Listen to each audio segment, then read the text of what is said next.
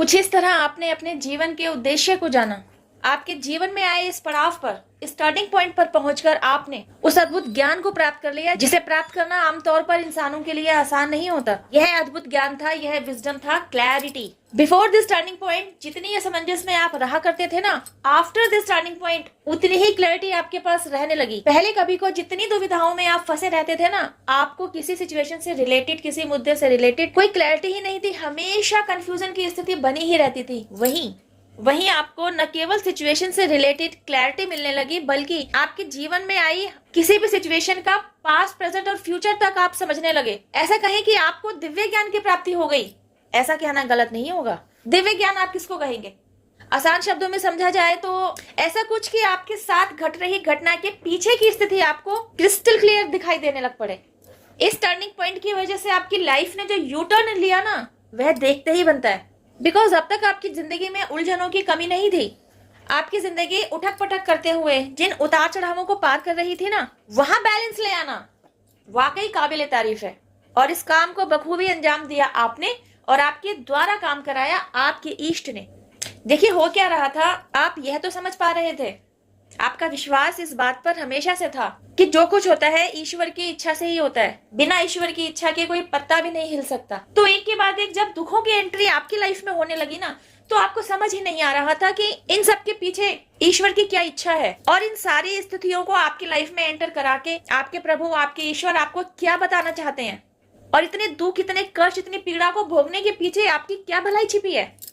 तो हुआ कुछ यूं, इन सारे सवालों के पिटारे को उठाकर ना, जब आपने ईश्वर के सामने रख दिया ना, और अपने इष्ट के साथ आपने as a friend face to face communicate किया, अपनी सारी बातें, अपनी सारी व्यथा अपने प्रभु के सामने रखी, उनसे बात की, उलझनों से भरी हुई अपनी सारी स्थितियों को जब आपने ईश्वर के सामने सरेंडर कर दिया ना, तब आप उस स्थिति पर पहुंचे कि आप डिवाइन वेकअप कॉल को उठा सकें। और आपने ऐसा ही किया भी।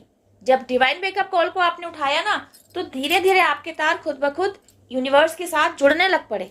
अभी तक आपने सिर्फ सुना ही था कि मदर नेचर भी आपको आपकी सिचुएशंस के अकॉर्डिंग दिव्य संकेत देती है, लेकिन इससे रिलेटेड कोई अनुभव आपको प्राप्त नहीं हुआ था।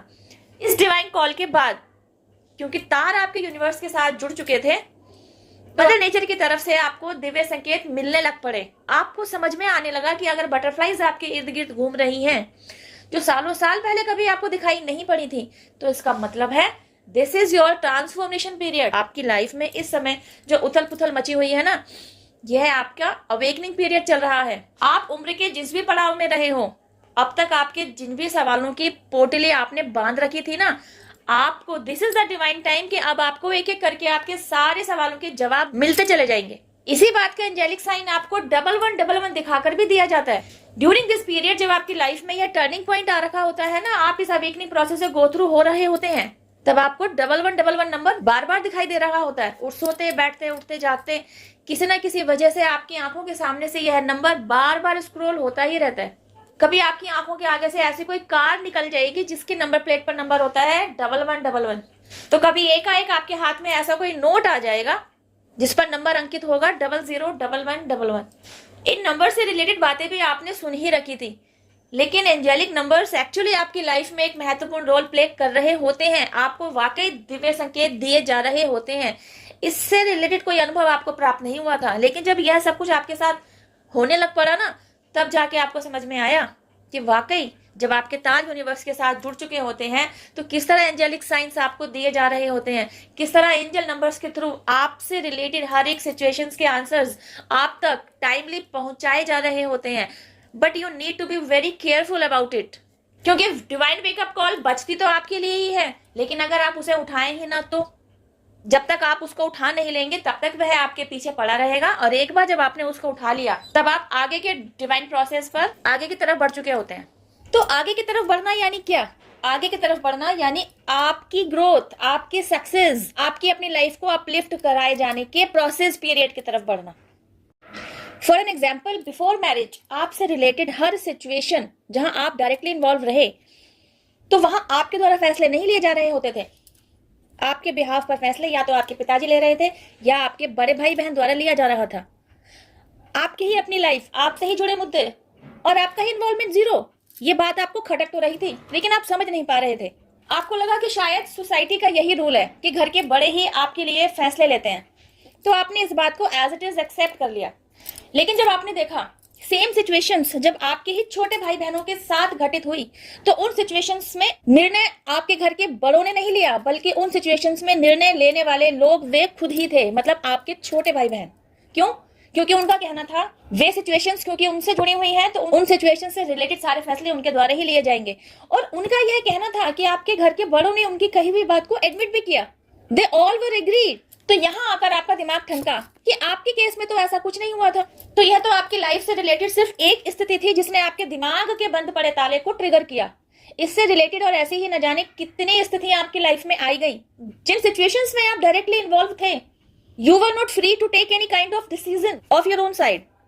तो आप समझ तो पा रहे थे कि कहीं ना कहीं कुछ तो गड़बड़ है, क्योंकि आपने कभी अपने लिए स्टैंड नहीं लिया था, अपने लिए मुंह नहीं खोला था। तो यही प्रॉब्लम आपके आगे आज भी आ रही थी। आप अपने लिए कुछ कह नहीं पा रहे थे, आप किसी से कुछ पूछ नहीं पा रहे थे कि what's going on with you. तो हो क्या रहा था, सालों साल आप इन्हीं असमंजस के झूलों में झूलते रहे, और फिर आया आपकी लाइफ में वह टर्निंग पॉइंट जिसने आपको इस असमंजस भरे झूले से गिरा दिया और समय की ऐसी धूल चटाई कि आपको तोड़कर आपका ही न्यू वर्जन तैयार करके खड़ा कर दिया। देखिए, कहना बड़ा आसान है कि आपको ही तोड़कर आपको ही जोड़ा गया, क्योंकि तोड़ा जाना आसान हो सकता है, लेकिन जो टूट रहा होता है ना, जिस पर बीत रही होती है, उसके लिए टूटकर जुड़ना आसान नहीं होता, क्योंकि टूटकर बिखरने की 99% पॉसिबिलिटी होती है और बिखर कर निखरने की 1% पॉसिबिलिटी होती है। तो आपके साथ मैजिक यूं करके हुआ, आपने उस 1% पॉसिबिलिटी को जाने नहीं दिया। जब यह ट्रांसफॉर्मेशन पीरियड आपकी लाइफ में एंटर हुआ ना, तो आपने देर नहीं की, अपनी सारी सिचुएशंस को उठाकर आपके ईष्ट के सामने सरेंडर कर दिया। आप तो हैं ही ईश्वर के प्यारे बच्चे, प्योर डिवाइन चाइल्ड। तो आपकी पुकार पर ईश्वर भी दौड़े चले आए और उन्होंने आपके ऊपर काम करना शुरू कर दिया, because you were ready to pick up that 1% possibility to change yourself, to change your entire life. Because जब आप ईश्वर के सामने खुद को सरेंडर करते हैं, तो आप क्या कह रहे होते हैं? आप कह रहे होते हैं ना कि अब मेरी जीवन रूपी नैया की पतवार आपके हाथ है, ईश्वर संभालो आप इसे। अब मेरी लाइफ में जो कुछ भी होगा आपके द्वारा ही संचालित होगा, और मुझे ऐसी स्ट्रेंथ दीजिए आपके द्वारा दिए जा रहे दिव्य संकेतों को मैं समझ सकूं और आपके द्वारा दिखाए जा रहे रास्ते पर मैं चलता रहूं या चलती रहूं। ईश्वर देख रहे होते हैं कि आप अपनी तरफ से दिए जाने वाले एफर्ट्स को डालने के लिए तैयार खड़े हैं।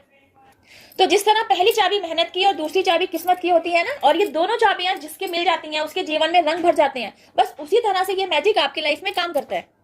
आपने ईश्वर के सामने खुद को सरेंडर किया, अब ईश्वर की बारी थी कि उनके द्वारा आपका जीवन पूरी तरह रंगों से भर दिया जाए। तो आपके जीवन में रंग भरने का जो प्रोसेस है ना गाइस, यही है awakening process. And you know what, it's not an easy task, it's a very huge process. During this process आपकी तरफ जजमेंट भी भेजा जाता है, आपके लिए जस्टिस भी लाया जाता है, और क्योंकि यह जस्टिस आम जस्टिस नहीं होता, डिवाइन जस्टिस होता है, तो पहले आपकी धुलाई की जाती है। वे आप होते हैं जो शुद्धिकरण प्रोसेस से गो थ्रू होते हैं, मतलब आप अपने थॉट प्रोसेस पर काम करते हैं। दिमाग में हमेशा जो अनगिनत विचारों के घोड़े दौड़ते रहते हैं ना, आप उन पर विराम लगाते हैं। अपने ऊपर जब आप काम करते हैं ना, कॉल्ड इनर वर्क, तो because of this inner work आप अपने विचारों के भागते हुए घोड़ों की लगाम थामना सीख जाते हैं।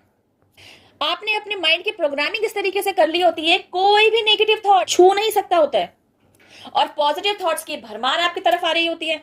अब क्योंकि आपने अपने ऊपर काम किया होता है, तो लॉट्स ऑफ पॉजिटिव थॉट्स में से आपको भी तो कोई ना कोई पॉजिटिव थॉट पकड़ना होता है, जिसके अंदर आपकी लाइफ को सक्सेस तक ले जाने के लिए कोई आइडिया छिपा होता है। देखिए, ये सारे काम हो आपकी लाइफ में रहे होते हैं, लेकिन एक पजल के रूप में आपके सामने आ रखे होते हैं, और आपकी लाइफ इतना ड्रामेटिक वे से गुजर रही होती है, आपको उस पजल को ढूंढना होता है, आपको ही उस पजल को सोल्व भी करना होता है। यही तो है रहस्य खुद को सक्सेस तक पहुंचाने का। इस रास्ते में कुछ पास्ट लाइफ कर्मास भी आएंगे, कुछ प्रेजेंट लाइफ के कार्मिक अकाउंट्स भी आएंगे, जो हर्डल्स और ऑब्स्टेकल्स के रूप में आपके काम में रोड़े अटकाएंगे। अब क्योंकि आपने अपनी पतवार ईश्वर को पकड़ा रखी है, तो आपको यहां से बाहर निकलने का रास्ता भी डिवाइन द्वारा दे दिया जाता है। अब क्योंकि आप इस समय कर्मा क्लींजिंग प्रोसेस पर हैं, तो आपके जो भी पास्ट लाइफ कर्मास हैं, उनसे आपको भी तो मुक्ति दिलाई जाएगी ना। आपके सबकॉन्शियस माइंड में जो परतें इकट्ठी हो रखी हैं, इस लाइफ से रिलेटेड भी हो सकती हैं, वे पास्ट लाइफ से रिलेटेड भी हो सकती हैं। कहने का मतलब है जितनी भी परतें क्यों ना बैठी हों, एक एक करके उन सारी परतों पर काम किया जाता है, उन्हें वहां से हटाया जाता है, सबकॉन्शियस माइंड की सफाई की जाती है, वहां स्पेस क्रिएट किया जाता है। किस लिए? ताकि वहां डिवाइन ब्लेसिंग्स इकट्ठी हो सके। जब आप इतना विश्वास अपने ईश्वर पर दिखाते हैं ना, तो यकीन जानिए ईश्वर मैजिक भी आपके लिए ही काम करता है, आपके फेवर में ही रिजल्ट ला कर देता है। Choice is yours. जन्म मरण के साइकिल्स में फंसे रहना है या अपनी डोर ईश्वर के साथ बांधकर इस भंवर से पार उतरना है। आई होप गाइस वीडियो में दिया मैसेज आपको समझ में आया होगा। यह जर्नी हमारी और आपकी, हम में से हर एक की अकेले की जर्नी है और इस जर्नी को कंप्लीशन तक पहुंचाने की जिम्मेदारी बकायदा ईश्वर ने ले रखी है। बस जरूरत है अपनी डोर ईश्वर के साथ जोड़ने की। जो अपनी डोर ईश्वर के साथ जोड़ता चला जाएगा ना, वह 3D वर्ल्ड में खुद को अपलिफ्ट कर लेगा। मटेरियलिस्टिक सुख सुविधा जुटाना उसके लिए मुश्किल नहीं रह जाएगा। इस वीडियो में बस इतना ही। वीडियो यूजफुल लगे तो शेयर टू अदर्स। मैं आपसे मिलती हूँ मेरी नेक्स्ट वीडियो में। टिल देन हैव पेशेंस, रब्बा खैर, जय माता दी, take care, bye, stay blessed.